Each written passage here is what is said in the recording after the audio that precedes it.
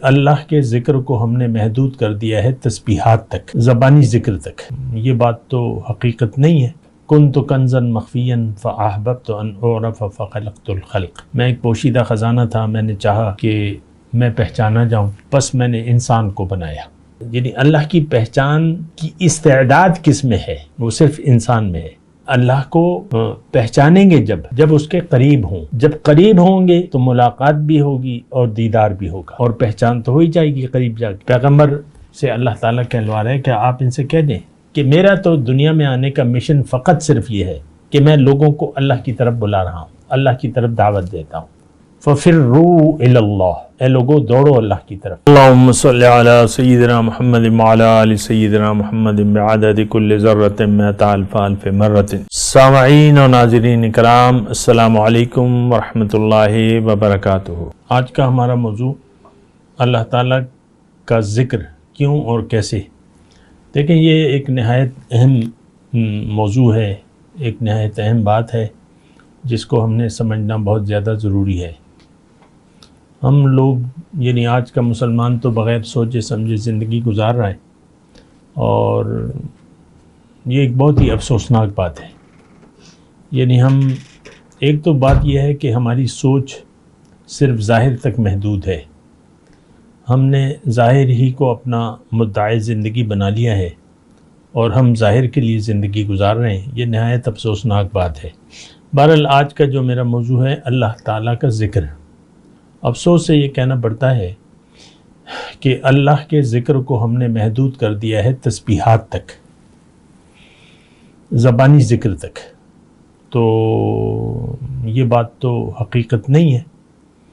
اصل میں اللہ کی یاد کیا ہے، کیوں ہے اور کیسے کی جاتی ہے، یہ نہایت اہم سوالات ہیں۔ دیکھیں، اس سے پہلے میں کہ اللہ کے ذکر کی بات کروں، ہم جس ماحول میں رہ رہے ہیں، یعنی جس فضا میں رہ رہے ہیں، جیسے ماحول میں رہ رہے ہیں، یہ ماحول کیا ہے؟ ہم ایک وسیع اور عزیز کائنات میں رہ رہے ہیں جس کا ابھی تک سائنسدان معلوم نہیں کر سکے اور نہ معلوم کر سکتے ہیں۔ تو نہایت یعنی ہمارے لیے تو نہایت وسیع اور عریض کائنات ہے، باقی دو تفصیلات ہیں۔ تو اب یہ ہے نا کہ سوال یہ ہے کہ یہ کائنات اللہ تعالیٰ نے کیوں بنائی ہے، کس لیے بنائی ہے؟ یہ نہایت اہم سوالات ہیں۔ اللہ تعالیٰ نے قرآن میں فرمایا ہے کہ ما خلقنا السماوات والارض وما بینہما باطلا، کہ میں نے آسمانوں اور زمین کو اور جو اس کے درمیان ہے بے مقصد نہیں بنایا ہے۔ ذالک ظن الذین کفروا، یہ کافروں کا گمان ہے، یہ خیال کافروں کا ہے جو ایسا سوچتے ہیں۔ وویل للذین کفروا من النار، اور کافر تو آگ میں جائیں گے۔ تو ایک بات، دوسری بات اللہ تعالیٰ نے یہ فرمائی ہے افحسبتم انما خلقناکم عبثا وانکم الینا لا ترجعون، اے لوگوں کیا خیال ہے تم لوگوں کا کہ میں نے تمہیں بے مقصد بنایا ہے اور تم میری طرف واپس لوٹ کر نہیں آؤ گے؟ تو اس قسم کی اور بھی بہت سی آیتیں ہیں۔ ما خلقنا السماوات والارض وما بینہما لاعبین ما خلقناہما الا بالحق ولکن اکثر الناس لا یعلمون او کما قال۔ اللہ تعالیٰ نے فرمایا جو کچھ یہ آسمان اور زمین میں ہے یہ میں نے کھیل نہیں کیا ہے، اس کا ایک مقصد ہے، لیکن اکثر لوگ جانتے نہیں ہیں۔ تو دیکھیں، اللہ کی یاد ہمارا موضوع ہے، کیوں اور کیسے، اللہ کا ذکر کیوں اور کیسے۔ تو سب سے پہلے تو آپ کیوں کا یعنی کیوں کا معنی، کیوں کی وجہ کہ کیوں ہے یہ اللہ کے ذکر کیوں آخر، اور اللہ کے ذکر سے مراد ہے کیا۔ خیر، بہرحال یہی میرا موضوع ہے۔ دیکھیں، اللہ تعالیٰ نے ہمیں دنیا میں بھجوایا ہے، ہم پہلے سے موجود تھے، ہماری پیدائش ہو چکی تھی، عالم ارواح میں انسانوں کی ارواح جو تھی وہ موجود تھی. وہاں سے اللہ تعالیٰ نے ایک ارادہ کیا، یعنی مطلب میرے کہنے کا یہ ہے کہ حضور صلی اللہ علیہ وسلم فرماتے ہیں الارواح جنود مجندہ، لشکروں کے لشکر موجود تھے عالم ارواح میں، لیکن وہ منجمد حالت میں تھے، یعنی ایک حالت میں تھے، ان میں تغیر و تبدل نہیں آ سکتا تھا، اوپر نیچے یعنی ان کی حالت میں تغیر نہیں آ سکتا تھا، ایک حالت میں تھے. پھر اللہ تعالیٰ نے محبت سے چاہا، کنت کنزا مخفیا فاحببت ان اعرف فخلقت الخلق، میں ایک پوشیدہ خزانہ تھا، میں نے چاہا کہ میں پہچانا جاؤں، بس میں نے انسان کو بنایا. حدیث قدسی میں لفظ ہے خلق کا، فخلقت الخلق، مخلوق کو بنایا. اب مخلوق کا خلاصہ کون ہے؟ انسان ہے. یعنی انسان، یہ کائنات جو ہے انسان کے گرد گھوم رہی ہے، ہمارے گرد، میرے اکیلے کی گرد گھوم رہی ہے.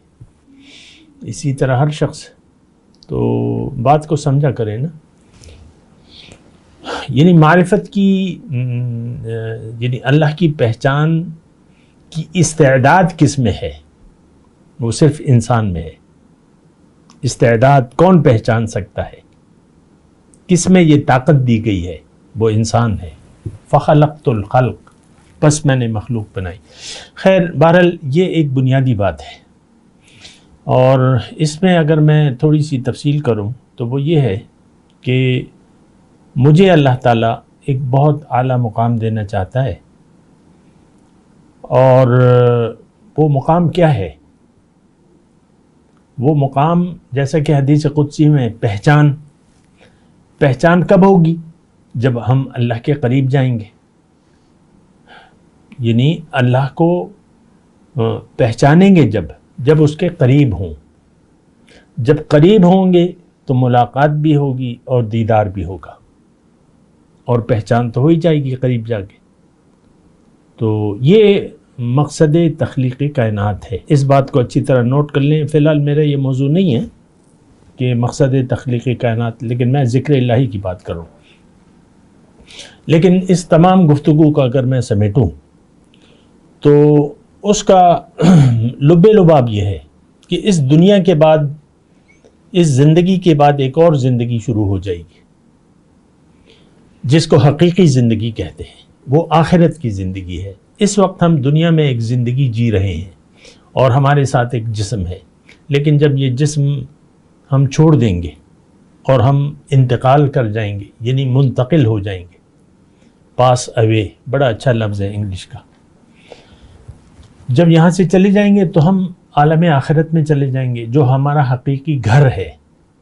ان الدار الآخرۃ لہی الحیوان، آخرت کا گھر اصل گھر ہے. ہمارا اصل گھر آخرت کا گھر ہے، باطن. انسان کی حقیقت باطن ہے، روح ہے، اور جب روح اس بدن سے نکل جائے گی تو وہ اپنے اصلی گھر واپس چلی جائے گی. اور تو ہمیں اللہ تعالیٰ نے اس دنیا کے ایک امتحان میں ڈالا ہے. مقصد کیا ہے؟ کہ اللہ تعالیٰ ہمیں اپنے پاس بلا رہا ہے. داعیا الی اللہ باذنہ وسراجا منیرا قل ھذہ سبیلی ادعو الی اللہ. تمام پیغمبران کرام اللہ کی طرف دعوت دینے والے تھے. قل ھذہ سبیلی ادعو الی اللہ، سورہ یوسف میں آپ دیکھ لیں، پیغمبر سے اللہ تعالیٰ کہلوا رہے ہیں کہ آپ ان سے کہہ دیں کہ میرا تو دنیا میں آنے کا مشن فقط صرف یہ ہے کہ میں لوگوں کو اللہ کی طرف بلا رہا ہوں، اللہ کی طرف دعوت دیتا ہوں. فَفِرُّوا إِلَى اللَّهِ، اے لوگوں دوڑو اللہ کی طرف. تو اللہ منزل ہے ہماری. دنیا اللہ تعالیٰ نے ہمارے لیے بنائی ہے، ہمیں اللہ تعالیٰ نے دنیا کے لیے نہیں بنایا. یہ ایک بات نوٹ کر لیں. یہ ایک الگ بات ہے کہ ہم نے اپنی زندگی کو دنیا کے لیے وقف کر دیا ہے. یہ ایک الگ مسئلہ ہے کہ ہم اپنی حقیقت کو نہ جانتے ہیں نہ جاننا چاہتے ہیں. اور یہ بھی اپنی جگہ ایک تلخ حقیقت ہے کہ آج کے مسلمان نے دنیا کو اپنی منزل بنا لیا ہے، اور یہ اس کی ساری کوششیں اب حیات دنیا کے لیے ہیں، جس سے اللہ تعالیٰ نے ہمیں منع کیا تھا۔ اللہ تعالیٰ نے قرآن میں فرمایا ہے کہ اے لوگو، اللہ کا وعدہ سچا ہے، یعنی تم اللہ کے پاس جاؤ گے، یہ وعدہ میرا سچا ہے، فلا تغرنکم الحیات الدنیا، تو ایسا نہ ہو کہ دنیا کی زندگی تمہیں دھوکے میں ڈال دے۔ تو ہمیں تو دنیا کی زندگی نے دھوکے میں ڈال دیا ہے۔ آج کا بچہ ہو، جوان ہو، بوڑھا ہو، چاہے اس کی ٹانگیں قبر میں لٹکی بھی ہوں 70-80 سال، سوچتا وہ دنیا کی ہے۔ اور بچہ 2 سال سے لے کے آپ لگا لیں، اپنی تمام زندگی پر نظر ڈال لیں، ساری زندگی ہم ظاہر کو مدعا بنا کے جیتے ہیں۔ وآخر دعوانا الحمدللہ رب العالمین۔ مولایا صلی وسلم دائما ابدا علی حبیبک خیر الخلق کلہم۔